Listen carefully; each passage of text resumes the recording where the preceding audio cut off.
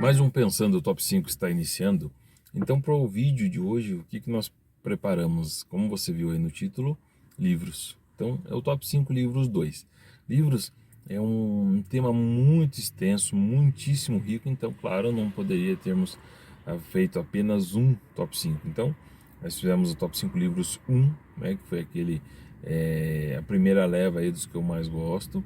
E agora a gente está fazendo o 2. O 2 também. São obras fantásticas, é claro que não vai parar por aí, né? Top 5 livros 1, 2, o 3, vai, claro, porque tem muita coisa boa de gêneros diversos, variados. Então, com certeza a gente tinha que fazer o quê? Uma continuação.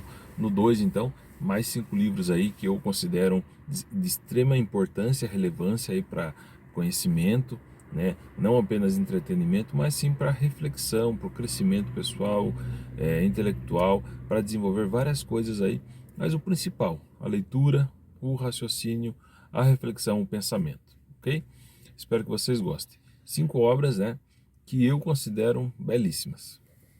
Chegamos então ao número 5. O número 5 é um livro muito bacana, na verdade todos, né? Mas o número 5 é esse aqui então. O Grande Mentecapto, do Fernando Sabino, de 1979. Esse livro aqui é um romance, é conhecido como um dos grandes clássicos aí também da literatura brasileira. Há quem diga, aí os críticos dizem que também ele é comparado não, mas ele seria o nosso Don Quixote brasileiro. E olha só que honra, né? O Don Quixote brasileiro. No Grande Mentecapto, o leitor ele é transportado para o estado de Minas Gerais, para ser mais preciso, para Rio Acima, né? Para a cidade de Rio Acima, que é uma pequena cidade onde nasce o José Geraldo, né? José Geraldo Pérez da Nóbrega e Silva, que é mais conhecido como Geraldo Viramundo ou apenas o Viramundo, né? Ele cresce e se dá conta de que a sua forma de encarar o mundo está se transformando.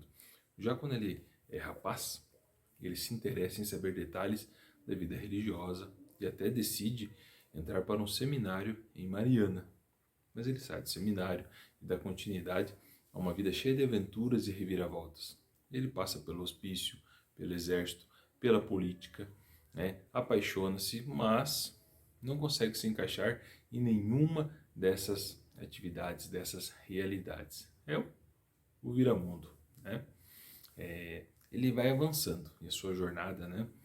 Vai passando por Ouro Preto, Barbacena, Juiz de Fora, Uberaba, Cataguases e muitas outras cidades mineiras. Ele se envolve ainda em muitas outras peripécias até encerrar a sua jornada em Belo Horizonte, que é a capital do estado. É um livro muito divertido, né?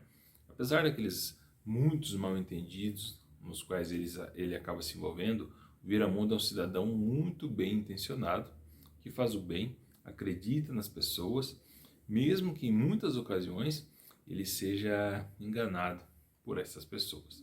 No dicionário, mentecapto significa aquele que é desajustado, alienado, que perde o juízo. A empatia, né, com o personagem acaba sendo imediata. Essas são umas coisas que muitos críticos comentam, né?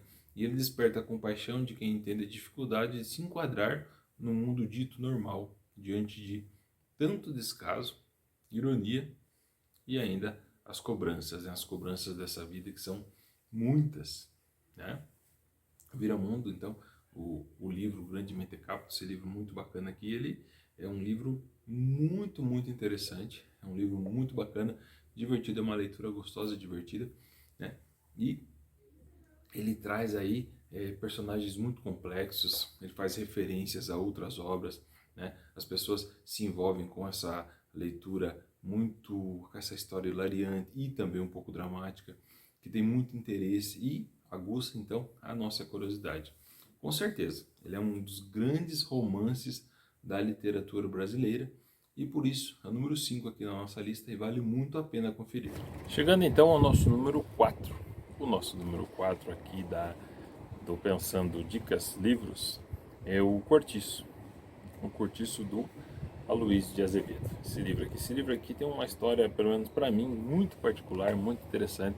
É um livro que eu gosto muito. Curti esse do Luiz de Azevedo, do Aloysio de Azevedo. Ele é do ano de 1890, olha quanto tempo já, né? Ele é um romance, né? Por um grande escritor brasileiro que eu já citei. Ele foi publicado em 1890 e faz parte do movimento naturalista, né, do Brasil. A obra, ela retrata a vida das pessoas simples em um cortiço, que seria uma habitação coletiva. É fantástico esse livro. É uma habitação coletiva lá no Rio de Janeiro. Ele tem um teor crítico, trata-se de uma exímia representação da realidade brasileira do século XIX. Esse livro, ele, quando eu encontrei ele a primeira vez, eu li ele, me encantei com ele. Fala, tem muita coisa boa nesse livro. Os personagens bem trabalhados, uma realidade, como que eram os costumes daquela época. Então é um livro muito interessante, que vale muito a pena. E claro, a leitura obrigatória, né, para um zero, na época do vestibular, vestibular da Universidade Federal aqui do Paraná. Ok? Esse livro eu comprei ele depois de muitos anos, né? Eu comprei ele para que eu pudesse ter ele aqui no meu, junto com os meus materiais, com os meus livros prediletos. E um belo dia, ainda muitos anos atrás, trabalhava numa empresa e emprestei para um colega. Não voltou. Eu trabalhava na empresa, comprei de novo e emprestei. Então esse aqui também não voltou. Esse daqui então é o terceiro exemplar que eu tenho do Cortiço, uma roupagem nova, ele é mais bonito assim, né, visualmente falando.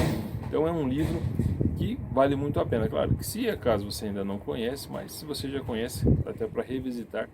E é uma obra muito bem elaborada, muito bem feita. Tem as tramas, a construção ali do Cortiço e todos os personagens que moram ali, os relacionamentos, interesse. Fala também um pouco sobre a própria escravidão, como era essa relação na época aí, né? As pessoas que tanto batalharam aí, que tanto batalharam contra esse tipo de mal, né? Que teve aí na sociedade. Então, o Cortiço, a Luiz de Azevedo, é um livro a Luiz de Azevedo é um livro que vale muito a pena, né? E por isso, número 4 aqui na nossa lista no top 5. Chegamos então ao número 3. Número 3 da nossa lista, este livro aqui. Este livro aqui é fantástico. Esse aqui é o livro do Clóvis de Barros Filho, um filósofo brasileiro muito importante, um estudioso muito interessante, que escreveu em parceria com Arthur Melcy, né? Esse livro aqui é de 2010. Esse livro, né, para todos aqueles que já descobriram que a soberania para deliberar sobre a sua própria vida. Isso é para essas pessoas, com todos os riscos, todos os riscos que nós conhecemos. É o único, né? É o nosso único e verdadeiro patrimônio. A intenção desta obra é de fortalecer os leitores, né, para que eles possam resistir cada vez melhor contra todos os tiranos que pretendem empurrar goela abaixo a vida que vale a pena. É as pessoas que tentam vender algum tipo de ideia de propósito. Então, o livro traz isso aí. Por quê? Porque essa vida, ela é nossa, com os nossos sonhos, com ilusões, com medos, com esperanças. Esse livro tem uma história muito bacana, porque eu tinha um programa de treinamentos com jovens aprendizes ainda em 2017. E esse livro aqui, eu lembro que eu fiz na formatura, a gente fez uma espécie de formatura, uma espécie de encerramento. Nós entregamos um para cada um para que as pessoas pudessem ler. Foi uma aquisição da empresa na época. É um livro que eu já tinha lido, um livro que tem muito conhecimento, tem muitas reflexões, né? É um livro fácil de ser lido e de entendimento, que vale muito a pena, né? Como diz ele, vale muito a pena ser lido, vale muito a pena ser vivido. Então, número 3 da nossa lista, com toda certeza tinha que ter o Clóvis, né? O Clóvis é um filósofo fantástico, e Melcy também, né? Melcy. Então vale muito a pena aí conferir, se acaso você ainda não conferiu, não conhece essa obra. A vida que vale a pena ser vivida, número 3, aqui no nosso Pensando. Chegamos então ao número 2. O número 2 é um livro apaixonante, ele fala sobre o amor. O livro Como a Filosofia Pode Explicar o Amor, do Paulo Giraldelli Jr., do ano de 2013. Esse livro aqui ele é fantástico, né? É do universo dos livros, né? Da editora. Ele vai trazer coisas como, sabe como a diferença entre ágape, filia e eros, que são os 3 tipos de amor. E a gente já comentou alguma coisa aqui no canal. Falamos sobre o eros, falamos já sobre o ágape, e o filia a gente se compromete a trabalhar uma hora aqui. Mas ele trabalha nesse livro essas três, esses 3 conceitos, essas 3 definições do amor, que é fantástico, né? Conheça também a visão de Sócrates sobre o amor, é o grande filósofo grego, né? E o que de fato é o amor platônico, como surgiu o amor romântico, né? E como que teve essa erotização ou a falta dessa erotização desse amor, qual é o papel do ciúme, a visão kantiana de sexo, amor e casamento. Esse é um livro muito interessante, né? Ele traz o que? A complexidade que envolve o tema do amor, com tudo que ele pode significar. Ele faz alguns pensamentos, questionamentos, faz muito com que as pessoas pensem, né? Como o amor é e como ele pode ser compreendido. Esse livro também é passível de ser, como o amor é passível de ser unicamente expresso e logo, né, como a filosofia pode compreendê-lo. Como é que ela pode explicar? Como que você pode falar sobre o amor de uma maneira racional? É difícil, né? Então, muito importante. Como a filosofia pode, a partir da filosofia, a gente pode compreender, né? Porque o amor, ele pertence à vida, ele pertence às pessoas, ele é um sentimento que muitas vezes se fala, ele é indizível, ele é inefável, né? Complicado. No entanto, o mundo, a gente vai encontrar vários tipos de relacionamentos, vários tipos de sentimentos, e muitos entendem que é o amor. Desde que o mundo é mundo e que as pessoas começaram a pensar, a filosofar, a raciocinar, os filósofos têm essa atenção dobrada ou redobrada para o amor. E sempre intrigou, sempre foi uma coisa muito interessante. Esse livro aqui eu encontrei também, eu vi uma entrevista desse autor, depois eu procurei em sebos, procurei na internet, demorou muito tempo, eu encontrei. E ele veio, né, um livrinho fininho, né? Fininho aqui você pode ver.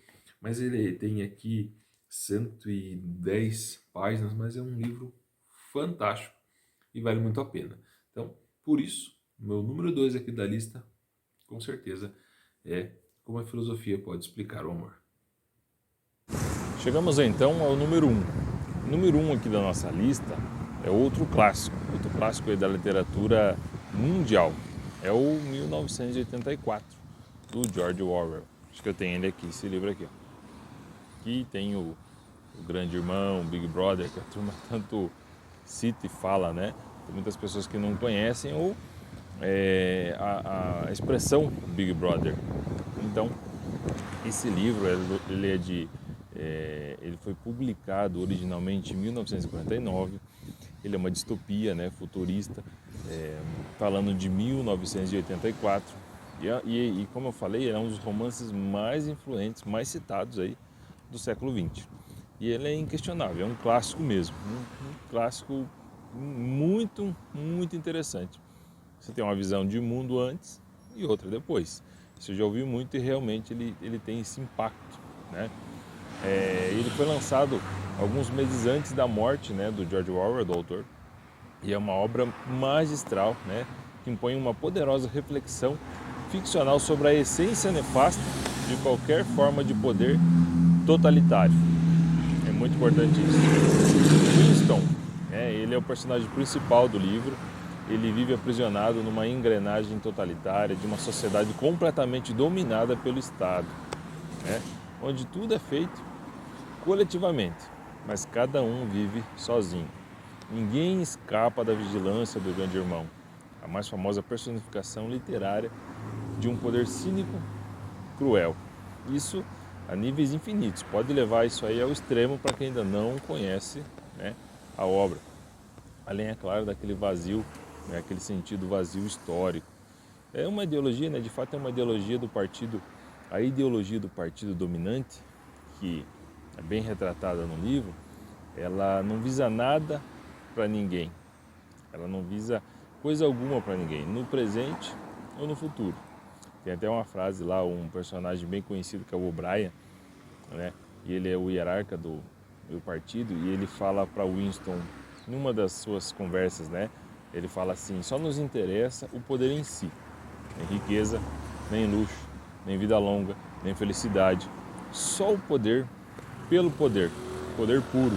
É uma obra fantástica, magnífica mesmo, vale muito a pena. Se acaso você não leu, tem também filmes dessa obra. É uma obra muito rica, fantástica, que vale muito a pena, e por isso, claro, a gente tinha que citar ela aqui no canal. É um livro que eu li. Os filmes eu tenho eles, né? Eu não assisti ainda, quero assistir os filmes, mas o livro, ele é muito bom, né? Eu recebi algum tempo atrás muitas dicas, já conhecia um pouco da obra, assim, de ouvir falar, mas lendo ela você entende muitas coisas, quão importante que é essa obra.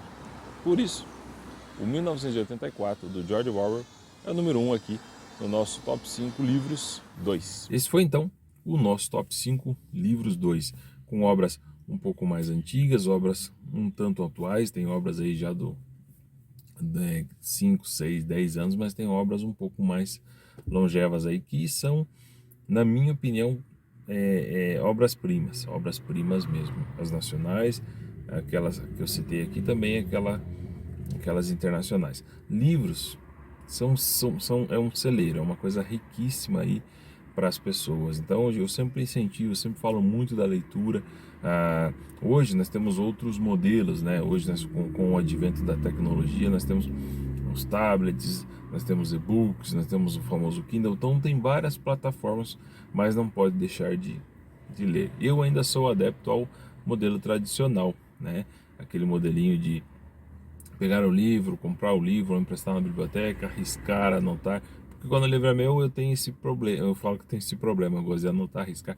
Aquelas coisas que eu acho muito relevante, importante, que eu posso utilizar também em algum momento aí, né? Seja em uma aula, seja em uma palestra, seja mesmo não preparando um treinamento que serve, claro, de referência para ajudar, né? Para embasar aí um tema que a gente está trabalhando. Então, a literatura ela é fantástica, né? Em todos os sentidos. Todo livro que você lê aí não vai ter nada a perder, muito pelo contrário, só vai ter a acrescentar.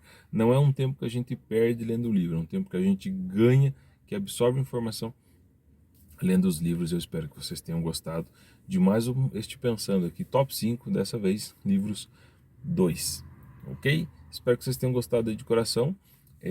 Vai ter outros, com certeza terão outros pensando relacionado a livros. E se você tem as suas preferências, se você, puxa vida, quando eu vi o vídeo aí, você citou tal obra, eu lembrei dessa aqui. Então, coloca aí dessa outra que você pode ter lembrado, coloca aí nos comentários, vai ser muito bacana, importante a gente trocar essas informações aí. É sempre legal essa interação com todos vocês. Então, eu agradeço a atenção, agradeço o carinho de todos, deixo um forte abraço. Fiquem todos com Deus e até o nosso próximo vídeo. Tchau, tchau.